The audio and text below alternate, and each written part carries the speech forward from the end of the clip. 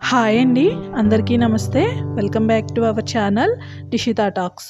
ఈరోజు మన వీడియోలో మనందరికీ ఎంతో ఇష్టమైన చికెన్తో బయట మనం తినే ఫ్రైడ్ చికెన్ ఎలా చేయాలో చూద్దామండి. ఇంట్లో ఉండే అతి తక్కువ మసాలాలతో చాలా టేస్టీగా, బయట క్రిస్పీగా లోన జ్యూసీగా ఉండే చికెన్ ఎలా చేయాలో చూద్దాము. వెడల్పుగా ఉన్న ఒక బౌల్ తీసుకొని 1 table spoon dark soya sauce ఉంటుంది కదా, అది వేయండి. అలానే 2 టేబుల్ స్పూన్స్ వరకు టొమాటో కచప్ వేసి ఈ రెండు చక్కగా మిక్స్ అయ్యేలాగా ఇలా వీడియోలో చూపిస్తున్న విధంగా కలిపేసేయండి. 1 టేబుల్ స్పూన్ వరకు అల్లం వెల్లుల్లి పేస్ట్ వేస్తున్నానండి. అలానే 1 టేబుల్ స్పూన్ వరకు pepper powder, black pepper powder వేస్తున్నాను. మీ దగ్గర వైట్ పెప్పర్ పౌడర్ ఉంటే అది వేసుకోండి. కలర్ అనేది మరీ డార్క్గా రాకుండా చికెను మంచి కలర్లో వస్తుంది.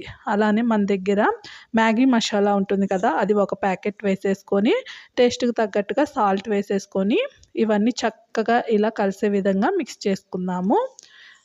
ఇలా వీడియోలో చూపిస్తున్న విధంగా మిక్స్ చేసి పెట్టుకొని దీంట్లో నేను ఒక 3 లెగ్ పీసెస్ అయితే తీసేసుకున్నానండి. ఈ లెగ్ పీసెస్ని నీట్గా క్లీన్ చేసేసుకొని 1 అవరు డీప్ ఫ్రిడ్జ్లో పెట్టేసుకున్నారు అంటే అవి చాలా స్టిఫ్గా కూల్గా అయిపోతాయి. ఇప్పుడు వీటిని మనము మిక్స్ చేసుకున్న దాంట్లో వేసేసుకొని చక్కగా ఇలా చేతితో మొత్తం పట్టేలాగా ఘాట్లు పెట్టుకొని కలిపేసేసుకొని ఒక 3 అవర్స్ మినిమం ఉండాలండి ఫ్రిడ్జ్లో డీప్లో. లేకపోతే ఓవర్ నైట్ పెట్టుకుంటే ఇంకా చాలా బాగా వస్తుంది.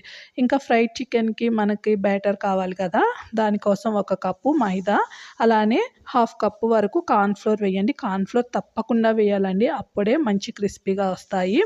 అలానే టేస్ట్కి తగ్గట్టుగా salt, 1 table spoon pepper powder, garam masala, మీ దగ్గర మిక్స్డ్ హెర్బ్స్ ఉంటే అది వేయండి. లేకపోతే ఓరిగనో ఉంటుంది కదా, మనం పిజ్జాకి వాడుతూ ఉంటాము, అది 1 టేబుల్ స్పూన్ వేసేసుకొని లాస్ట్లో చాట్ మసాలా కొంచెం వేసేసుకుంటే ఇవన్నీ చక్కగా కలిపేసేసుకోండి.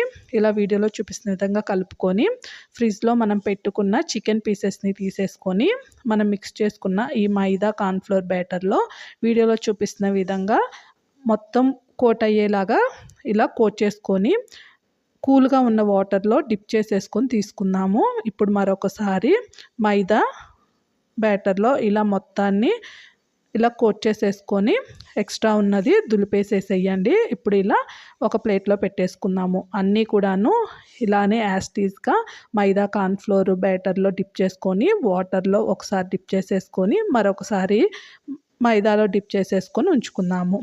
ప్యాన్లో ఆయిల్ బాగా హీట్ ఎక్కిన తర్వాత పూర్తిగా లో ఫ్లేమ్లో పెట్టేసుకొని ఒక్కొక్కటిగా ఈ లెగ్ పీసెస్ని ఇలా వేసేసుకుందామండి.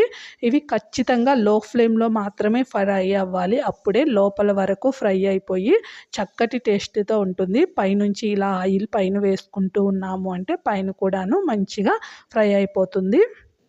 ఇలా వీడియోలో చూపిస్తున్న విధంగా కలర్ చేంజ్ అయ్యి క్రిస్పీగా అయ్యేంత వరకు ఫ్రై చేసుకోవాలండి. టైం కాస్త ఎక్కువగానే పడుతుంది. కొంచెము ఓపికతో చేసుకుంటే ఎంతో టేస్టీగా ఉండే మన ఫ్రైడ్ చికెన్ అనేది రెడీ అయిపోతుంది. చూడండి ఎంత బాగా వచ్చాయో, పిల్లలైతే చాలా ఇష్టంగా తింటారు.